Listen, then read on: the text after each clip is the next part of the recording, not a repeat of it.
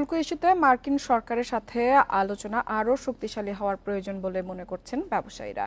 এজন্য অর্থনীতির স্বার্থে দলমত নির্বিশেষে সবাইকে এক হওয়ার তাগিদ দিয়েছেন তারা। বিকেলে রাজধানীর একটি হোটেলের সাবেক বাণিজ্য মন্ত্রী ও বিএনপি নেতা আমির খসরু মাহমুদ চৌধুরীর আয়োজনে এক বৈঠকে অংশ নিয়ে তারা এসব কথা বলেন। পরে সাংবাদিকদের বৈঠকের বিষয়ে বিস্তারিত জানান আমির খসরু। বলেন, শুল্ক ইস্যুতে সমন্বিত উদ্যোগ দরকার, এত বড় বাজার হারাতে চান না ব্যবসায়ীরা। বৈঠকে অংশ নেন পোশাক, চামড়া সহ নানা খাতের ব্যবসায়ীরা। আলোচনায় অংশ নেন ইন্টারন্যাশনাল চেম্বারের সভাপতি মাহবুবুর রহমান, বিকেএমএ সভাপতি মোহাম্মদ হাতেম, বাংলাদেশ চেম্বারের সভাপতি আনোয়ারুল আলম পারভেজ, এফবিসিসিআর সাবেক সভাপতি এ কে আজাদ, বিএনপি নেত্রী শেমা ওবায়দ সহ অনেকে।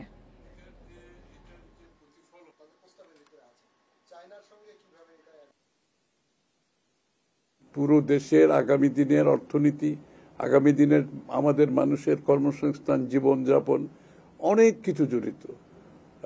এই জন্য এবং অন্যান্য দেশের সাথে আমাদের যে সম্পর্ক আছে সবাই সবকিছু মিলিয়ে এটা আমাদেরকে ঐক্যবদ্ধভাবে আমরা সবাই মিলে এটার একটা সুষ্ঠু সমাধান দরকার। এই জন্য আমরা বসেছি আজকে আলোচনায়। যুক্তরাষ্ট্রের শুল্ক এবং সমসাময়িক বিভিন্ন ইস্যু নিয়ে বৈঠক করেছেন ব্যবসায়ীরা। এই বিষয়ে বিস্তারিত জানাতে আমাদের সাথে যোগ দিচ্ছেন সহকর্মী তৌহিদ রানা। রানা, আমরা জানি যে যুক্তরাষ্ট্রের সাথে শুল্ক আলোচনা হয়েছে, যেখানে আমাদের বাণিজ্য সচিব, বাণিজ্য উপদেষ্টা গতকালকে ব্রিফিং করেছেন। তো এই বৈঠক নিয়ে ব্যবসায়ীদের একটা অভিযোগ ছিল যে এবারের বৈঠকে ব্যবসা বাণিজ্যের প্রতিনিধিরা খুব একটা ছিল না, অর্থাৎ ব্যবসায়ী প্রতিনিধিরা ছিল না। সেক্ষেত্রে সামনে যে আলোচনা হওয়ার কথা রয়েছে যুক্তরাষ্ট্রে, সেখানে ব্যবসায়ী প্রতিনিধিরা কি প্রত্যাশা করছেন, তারা অংশ নেওয়া কতটা জরুরি বলে মনে করছেন?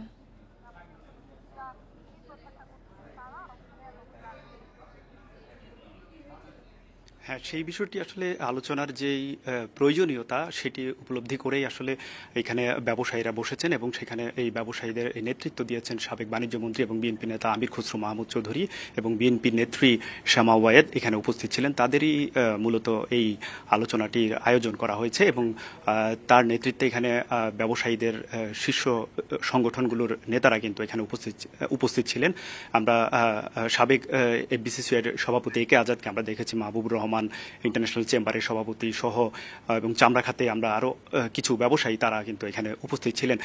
যে বিষয়টি নিয়ে আসলে যে ট্রাম্পের শুল্ক আরোপের পরপরই কিন্তু যে উদ্বেগ কিন্তু বাংলাদেশের অর্থনীতিতে দেখা দিয়েছে, ব্যবসায়ীদের পাশাপাশি অন্তর্বর্তী সরকারের যে একটা উদ্বেগ, সেইটিকে কেন্দ্র করে কিন্তু বাণিজ্য উপদেষ্টা কিন্তু যুক্তরাষ্ট্রে গিয়ে সেখানে এই আলোচনা কিন্তু করেছেন এবং সমঝোতার বিষয়ে কিন্তু তারা কিন্তু যে অগ্রগতি হয়েছে সেইটি নিয়েও কিন্তু বাংলাদেশের ব্যবসায়ীদেরকে জানিয়েছেন এবং সংবাদ মাধ্যমের মাধ্যমে।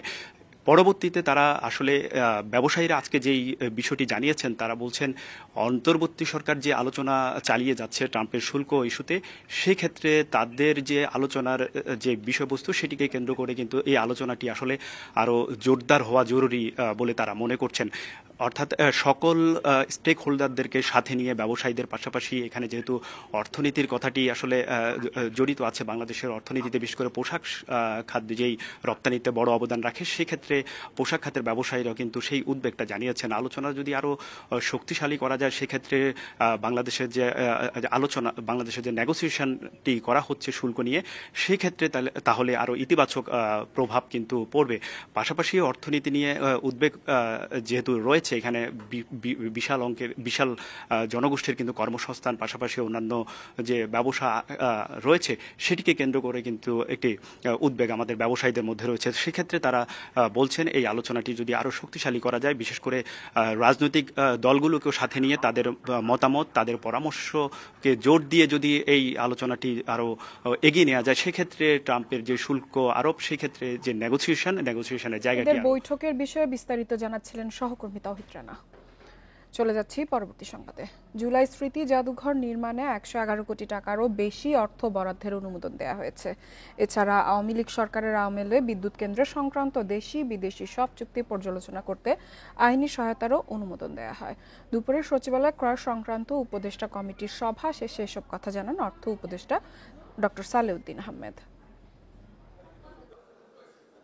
2024 সালের জুলাই অভ্যুত্থানের স্মৃতিচিহ্ন, শহীদদের স্মারক ও আওয়ামী লীগ সরকারের নিপীড়নের ঘটনা তুলে ধরতে গণভবনকে জুলাই গণ অভ্যুত্থান স্মৃতি জাদুঘর করার সিদ্ধান্ত গত বছরের ডিসেম্বরে উপদেষ্টা পরিষদের সভায় অনুমোদন হয়। আগামী 5 আগস্ট জুলাই গণ অভ্যুত্থান স্মৃতি জাদুঘরের উদ্বোধন করা হবে। কার্যক্রম সমাপ্ত করতে যে ধরনের নির্মাণ বা সংস্কার কাজ করতে হবে সেই কাজ হবে সরাসরি ক্রয় পদ্ধতিতে। ব্যয় হবে প্রায় ১১,১৯,৮১,০০০ টাকা। 5 আগস্ট মাননীয় প্রধান উপদেষ্টা উদ্বোধন করবেন ওই জুলাই স্মৃতিঘরের কিছু কনস্ট্রাকশন, স্মৃতি জাদুঘরের ব্যাপারে আমরা অ্যাপ্রুভ করেছি কিছু কাজ, সেটা 5 আগস্টের মধ্যে সম্পূর্ণ। কাজ তো অলরেডি শুরু হয়ে গেছে, আপনারা জানেন। এছাড়া আওয়ামী লীগ সরকারের আমলে ইন্ডিপেন্ডেন্ট পাওয়ার প্ল্যান্ট নিয়ে হওয়া চুক্তিতে কিছু অসঙ্গতি ছিল জানিয়ে অর্থ উপদেষ্টা বলেন, এ সংক্রান্ত দেশি বিদেশি সব চুক্তি পর্যালোচনা করতে হাইকোর্টের নির্দেশনা অনুযায়ী আইনি সহায়তার অনুমোদন দেয়া হয়েছে। অনেকগুলো কোম্পানি আছে, বিদেশি কোম্পানি, তাদের চুক্তিগুলো রিভিউ করার জন্য হাইকোর্ট থেকে একটা নির্দেশনা আছে, যেটা এটা তাদের সাথে আলাপ আলোচনা করে যাতে আমরা ইস্যু করি, এবং এই জন্য আমাদের আইনি সহায়তা দরকার, এবং সেটা করার জন্য আমরা একটা প্রপোজাল অ্যাপ্রুভ করেছি। এদিকে দেশের জ্বালানি চাহিদা মেটাতে ৫৫৬,৫০,৯০৬ টাকা ব্যয়ে কাতার থেকে এক কার্গো এলএনজি আমদানি করার সিদ্ধান্ত নিয়েছে সরকার। Hasif Mahmud Shah, independent news, Dhaka. বছরের ব্যবধানে চালের দাম বেড়েছে 15% বেশি, আর এক মাসে মানভেদে কেজিতে দাম বেড়েছে 3 থেকে 8 টাকা। পাইকারি বিক্রেতারা বলছেন, নতুন চালের ভরা মৌসুমে বাজারে এমন অস্থিরতা আগে দেখা যায়নি। তাদের দাবি, চাল সরবরাহ কমিয়েছেন মিলাররা। খাদ্য উপদেষ্টা জানান, বাজারে নজরদারি আছে, ওএমএস ও খাদ্য বান্ধব কর্মসূচি শুরু হলেই দাম কমবে। রাজধানীর মোহাম্মদপুর কৃষি মার্কেটের আড়তগুলোতে থরে থরে সাজানো নতুন চালের বস্তা, কিন্তু অন্য বছরের মতো দামে বোরো মৌসুমের চালের ইতিবাচক প্রভাব পড়েনি। উল্টো এক মাসে প্রতি কেজি নাজির, মিনিকেটের মতো সরু চালের দাম বেড়েছে 7 টাকা। এ সময় আটাশ, গুটি স্বর্ণা ও অন্যান্য মোটা চালের কেজিতে বেড়েছে 3 থেকে 4 টাকা। সুপরিচিত ব্র্যান্ডের চালের দামই বেড়েছে সবচেয়ে বেশি। কোরবানি ঈদে আর এই মাসে মনে করলেন চিকন চালের উপরে 8-9 টাকা, আর যেটা মোটা আমাদের একদম মোটা হাইব্রিড বা একটু চিকন পাইজাম বলে, এগুলো 4-5 টাকা বাড়ছে। অর্ডার তো নেয়, অর্ডার ক্যান্সেল করে না। অর্ডার দিলে অর্ডার নেয়, চাল 2 সপ্তাহ পরে যদি নেন তাহলে টাকা টিটি করেন, আর যদি না নেন তাহলে থাক। মারে কি 25 পয়সা, 8 আনা, 1 টাকা 1.5 টাকা এরকম করে। এবার বাইরে গেছে একদম 1 আট আসছে 5-7 টাকা, 8 টাকা। মিন চিকন চালটা বেশি বাড়ছে। বাজার পর্যবেক্ষণে দেখা যায়, বছরের ব্যবধানে সরু চালের কেজিতে বেড়েছে 10 থেকে 14 টাকা, আর মোটা চালের দাম বেড়েছে 7 টাকা পর্যন্ত। দীর্ঘ সময়ের বাড়তি দামে নিম্ন আয়ের মানুষ পড়েছেন চাপে। দোকানদারের বেচা কেনা কমে গেছে, আমাদেরও ইনকাম কমে গেছে। আমাদের খরচও বাড়তি, যে ইনকাম হয় তাতে আমাদের সংসার চলে না। 1 সপ্তাহে চাল কিনছি মিনিকেট, তখন ছিল আরো 200 টাকা কম, আজকে নিতে আসছি 200 টাকা আরো বেশি। তবে বাজারে চালের দাম চড়া মানতে নারাজ খাদ্য উপদেষ্টা। তার মতে, বোরো মৌসুমে সরকারের চাল সংগ্রহের প্রভাবে দাম কিছুটা ঊর্ধ্বমুখী। সামান্য কিছু বেড়েছে, প্রতি বছরের জিনিসপত্রের দাম কিছু কিছু বাড়ে, তার যাতে না বাড়ে তার জন্য আমরা তীক্ষ্ণ নজর রাখছি। আমরা আগামী মাস থেকে ইনশাল্লাহ ওএমএস চালু করবো, তারপরে আপনার নিরাপদ খাদ্য বান্ধব কর্মসূচি চালু করবো, এতে করতে মার্কেটের ডিমান্ড কমবে। খাদ্য মন্ত্রণালয়ের তথ্য বলছে, জুলাই মাসের শুরুতে সরকারি গুদামে চালের মজুদ 15,41,000 টন, যা গত বছরের একই সময়ের চেয়ে 4,81,000 টন বেশি। Hari Saha, independent news, Dhaka. এদিকে আগস্ট থেকে দেশের 55 লাখ দরিদ্র ও নিম্ন আয়ের পরিবার 15 টাকা দরে মাসে 30 কেজি করে চাল পাবে। 6 মাস এই কর্মসূচি চলবে বলে জানিয়েছেন খাদ্য উপদেষ্টা আলী ইমাম মজুমদার। দুপুরে সচিবালয় ক্রয় কমিটির সভা শেষে তিনি এই কথা জানান। উপদেষ্টা বলেন, ঘাটতি মেটাতে 4 লাখ টন চাল আমদানির অনুমোদন দিয়েছে সরকার। সরকার দরিদ্র জনগণের খাদ্য নিরাপত্তা নিশ্চিতে নিয়মিতভাবে কাজ করছে। আগামী মাস থেকে জানুয়ারি পর্যন্ত প্রতি মাসে 30 কেজি করে চাল বিতরণ করা হবে। সরকারি পরিকল্পনা অনুযায়ী চাল দেয়া হবে আগস্ট, সেপ্টেম্বর, অক্টোবর ও নভেম্বর, এই 4 মাস। এরপর ডিসেম্বর ও জানুয়ারিতে কর্মসূচি স্থগিত থাকবে। পরবর্তীতে আবারও বিতরণ করা হবে ফেব্রুয়ারি ও মার্চে। খাদ্য নিরাপত্তা নিশ্চিত ও বন্যার প্রভাব মোকাবেলায় সরকার আগাম প্রস্তুতি নিচ্ছে বলেও জানান উপদেষ্টা। আমরা প্রত্যেকটা পরিবার 30 কেজি করে, গতবার 50 লাখ পরিবার পেতেন, মাননীয় অর্থ উপদেষ্টা এটাকে এবার 55 লাখ করে দিয়েছেন। এই 55 লাখ পরিবার 30 কেজি করে চাল পাবে 6 মাস, আগস্ট, সেপ্টেম্বর, অক্টোবর, নভেম্বর পর্যন্ত পাবে আমাদের বর্তমান পরিকল্পনা অনুসারে। এরপর ডিসেম্বর, জানুয়ারি পাবে না, আবার ফেব্রুয়ারি, মার্চ পাবে। এইভাবে এটা হবে। কেন্দ্রীয় ব্যাংকের উদ্যোগে আবারও বাড়তে শুরু করেছে ডলারের দাম। একদিনে ডলারের দাম বেড়েছে 1 টাকা 40 পয়সা। বাংলাদেশ ব্যাংকের তথ্য অনুযায়ী ব্যাংকগুলোতে আজ প্রতি ডলার সর্বোচ্চ বিক্রি হচ্ছে 121 টাকা 50 পয়সায়, আর সর্বনিম্ন দাম ছিল 120 টাকা 80 পয়সায়, যা গতকাল ছিল যথাক্রমে 120 টাকা 10 পয়সা ও সর্বনিম্ন দর 119 টাকা 50 পয়সা। রপ্তানিকারক ও রেমিটেন্স প্রেরণকারীদের স্বার্থ রক্ষায় গতকাল 18টি ব্যাংক থেকে 170 কোটি ডলার কিনে নিয়েছিল বাংলাদেশ ব্যাংক। দেশে প্রবাসী আয়ের প্রবাহ ও রেমিটেন্স আয় বাড়লেও ডলারের চাহিদা কমেছে, ফলে মার্কিন ডলারের দাম টাকার তুলনায় কমতে শুরু করেছিল। এই পরিস্থিতিতে দাম ধরে রাখতে নিলামের মাধ্যমে বাণিজ্যিক ব্যাংক থেকে ডলার কিনেছিল বাংলাদেশ ব্যাংক। এই যে রেমিটেন্স যারা প্রেরণ করে তারা তো একটু 1-2 টাকা করে বেশি রেট পেলে অবশ্যই উৎসাহিত হয়, যদিও সরকার থেকে 2.5% করে প্রণোদনা দেওয়া হচ্ছে, কিন্তু যদি রেটটা কমে যায় তবে তারাও তো ক্ষতিগ্রস্ত হবে। এবং তারা যারা ইনফর্মাল সেক্টর ছেড়ে formal sector, that is banking sector দিয়ে টাকা পাঠানোর অভ্যাস করে তুলছিল, এই অভ্যাসটা যদি তাদের আবার বাধাগ্রস্ত হয় তবে আবারও আমাদের রেমিটেন্সে একটা বড় ঘাটতি বা ধাক্কা লাগার আশঙ্কা আছে। ইসলামী ব্যাংক বাংলাদেশের চেয়ারম্যান ও স্বতন্ত্র পরিচালক মোহাম্মদ ওবায়দুল্লাহ আল মাসুদ ও তার পরিবারের সদস্যদের ব্যাংক অ্যাকাউন্টের তথ্য তলব করেছে কেন্দ্রীয় ব্যাংক। 15 জুলাইয়ের মধ্যে মাসুদ ও তার পরিবারের সদস্যদের নামে অথবা তাদের স্বার্থের সাথে সম্পর্কিত অন্য কোনো নামে থাকা অ্যাকাউন্টের সমস্ত প্রাসঙ্গিক তথ্য এবং নথি জমা দিতে ব্যাংকগুলোকে চিঠি দিয়েছে কেন্দ্রীয় ব্যাংকের আর্থিক গোয়েন্দা ইউনিট BFIU। এসব তথ্যের মধ্যে অ্যাকাউন্ট খোলার ফর্ম, হালনাগাদ লেনদেন বিবরণী, সঞ্চয়পত্র ও বন্ড সংক্রান্ত কাগজপত্র, লকার সুবিধার তথ্য, শিক্ষার্থীদের বিদেশে পাঠানোর ফাইল, ক্রেডিট কার্ড, প্রিপেইড ও গিফট কার্ডের বিবরণী এবং 5 লাখ টাকার বেশি লেনদেনের ভাউচার অন্তর্ভুক্ত রয়েছে। তার এবং তার পরিবারের অ্যাকাউন্টগুলি ফ্রিজ করেছে BFIU থেকে। এখন তার বিরুদ্ধে কি এমন কোনো অভিযোগ আসলো কিনা, বিশেষ করে BFIU যখন কোনো একটা কেস হ্যান্ডেল করে সেখানে মানি লন্ডারিংয়ের ইস্যুটা চলে আসে, তা না হলে তো সেখানে তার BFIU-তে সেখানে হস্তক্ষেপ করার কথা না। এখন BFIU বলতে পারবে যে কোন পার্সপেক্টিভে বা কোন অভিযোগের প্রেক্ষিতে তারা এই সিদ্ধান্তটা নিল। প্রকাশ্যে বদলি আদেশের কাগজ ছিঁড়ে ফেলার ঘটনায় এনবিআরের 8 কর্মকর্তাকে সাময়িক বরখাস্ত করেছে অর্থ মন্ত্রণালয়। মঙ্গলবার এনবিআর চেয়ারম্যান আব্দুর রহমান খান স্বাক্ষরিত রাষ্ট্রপতির এক আদেশে তাদের বরখাস্ত করা হয়। এতে বলা হয়, বদলির আদেশ প্রকাশ্যে ছিঁড়ে ফেলার মাধ্যমে ঔদ্ধত্যপূর্ণ আচরণ করায় 8 কর্মকর্তাকে সাময়িক বরখাস্ত করা হলো। বরখাস্ত হওয়া কর্মকর্তারা হলেন যুগ্ম কর কমিশনার মাসুদা খানম, মুরাদ আহমেদ, মোর্শেদ উদ্দিন খান, মোনালিসা শাহরিন সুস্মিতা, আশরাফুল আলম প্রধান, উপ কর কমিশনার শিহাবুল ইসলাম, নুসরাত জাহান শমী এবং ইমাম তাওহিদ হাসান শাকিল। এর আগে এনবিআরের আন্দোলন কেন্দ্র করে কয়েকজনকে বদলির আদেশ দেয়া হয়, কিন্তু বদলির আদেশ না মেনে এনবিআরের সামনে আদেশের কাগজ ছিঁড়ে ফেলেন এনবিআরের আন্দোলনকারী কর্মকর্তারা।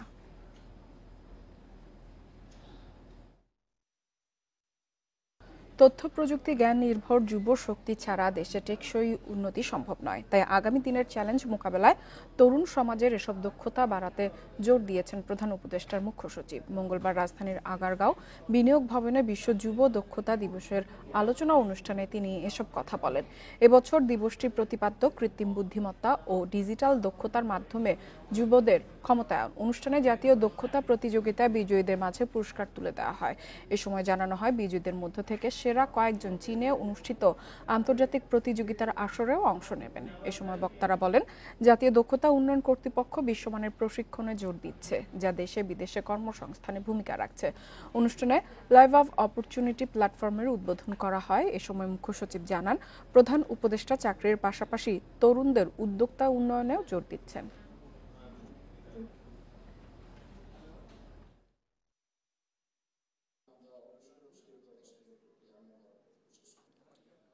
জ্ঞানের দক্ষতা, প্রযুক্তির উপর দখল, এটা যত তাড়াতাড়ি আমাদের তরুণরা অর্জন করতে পারবে তত তাড়াতাড়ি আমাদের এই দেশ একটা নতুন জায়গায় গিয়ে উপনীত হতে পারবে।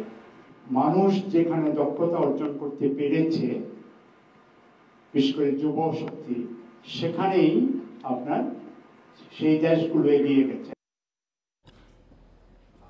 কিছু ই কমার্স এবং ক্লাউড ফান্ডিং ভিত্তিক প্রতিষ্ঠানের মাধ্যমে সাধারণ মানুষকে প্রতারণার ফাঁদে ফেলার ঘটনা বেড়েছে। তাই এসব প্রতিষ্ঠানের অর্থ ও তথ্য আদান প্রদানের ক্ষেত্রে জনগণকে সতর্ক থাকার আহ্বান জানিয়েছে বাংলাদেশ ব্যাংক। সোমবার এক বিজ্ঞপ্তিতে কেন্দ্রীয় ব্যাংক জানিয়েছে, কিছু ই কমার্স, ব্যবসায়িক প্ল্যাটফর্ম এবং ক্লাউড ফান্ডিং ভিত্তিক প্রতিষ্ঠান সামাজিক যোগাযোগ মাধ্যম সহ বিভিন্ন মাধ্যমে উচ্চ রিটার্নের লোভ দেখিয়ে সাধারণ মানুষকে আকৃষ্ট করছে। এর মাধ্যমে অনেক সময় ব্যক্তিগত তথ্য জালিয়াতি করে হজ, সোশ্যাল সেফটি নেট, ভাতা বা ভুয়া সরকারি প্রণোদনার নামে টাকা হাতিয়ে নেওয়া হচ্ছে। তাই এ ধরনের প্রতারক প্রতিষ্ঠানের সাথে কোনো ধরনের আর্থিক লেনদেনের বিষয়ে সতর্ক থাকতে হবে। যদি কেউ এ ধরনের লেনদেনে জড়িয়ে ক্ষতিগ্রস্ত হন, তবে এর দায়ভার সম্পূর্ণভাবে তার উপর বর্তাবে বলেও বিজ্ঞপ্তিতে জানানো হয়।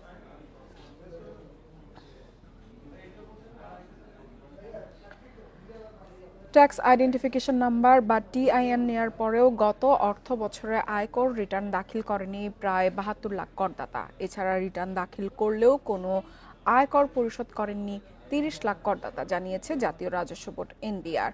সোমবার জুলাই মাসে রাজস্ব আহরণ পর্যালোচনা সভায় এসব তথ্য তুলে ধরা হয়। সভায় আয়কর আদায় বাড়াতে রিটার্ন না দেয়া 72 লাখ এবং আয়কর রিটার্ন বিবরণী দেওয়ার পরও পরিশোধ না করা 30 লাখ করদাতাকে নিয়ে কাজ করার নির্দেশ দেন NBR চেয়ারম্যান। এই 1 কোটি করদাতার কাছ থেকে তাদের সামর্থ্য অনুযায়ী কর আদায় করতে পারলে আয়কর খাতে কাঙ্ক্ষিত প্রবৃদ্ধি অর্জন সম্ভব বলে জানান তিনি। পাশাপাশি নতুন করদাতা খুঁজে বের করতে জরিপ কার্যক্রম জোরদারের নির্দেশনাও দেন NBR চেয়ারম্যান।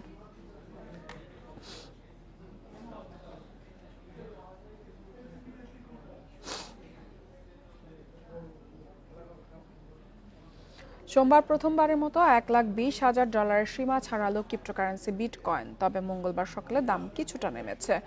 ইকোনমিক টাইমসের প্রতিবেদনে বলা হয়, সোমবার 3% বেশি বেড়ে একটি বিটকয়েনের দাম দাঁড়ায় $1,22,531 মার্কিন ডলার। গত এক সপ্তাহে ক্রিপ্টোকারেন্সিটির দাম বেড়েছে 10%-এরও বেশি। এতে বিটকয়েনের বাজার মূলধন বেড়ে দাঁড়িয়েছে $2,41,000 কোটি মার্কিন ডলারে। এটি বর্তমানে বিশ্বের 5ম মূল্যবান সম্পদ হিসেবে জায়গা করে নিয়েছে। অ্যামাজন ও গুগলের মতন কোম্পানিকেও পেছনে ফেলে দিয়েছে বিটকয়েন। দামের পাশাপাশি বেড়েছে লেনদেনও। সোমবার বিশ্ববাজারে এই ক্রিপ্টোকারেন্সির লেনদেন বেড়েছে 33.12%। বাংলাদেশে বিটকয়েন বেচা, কেনা বা ব্যবহারের অনুমোদন নেই।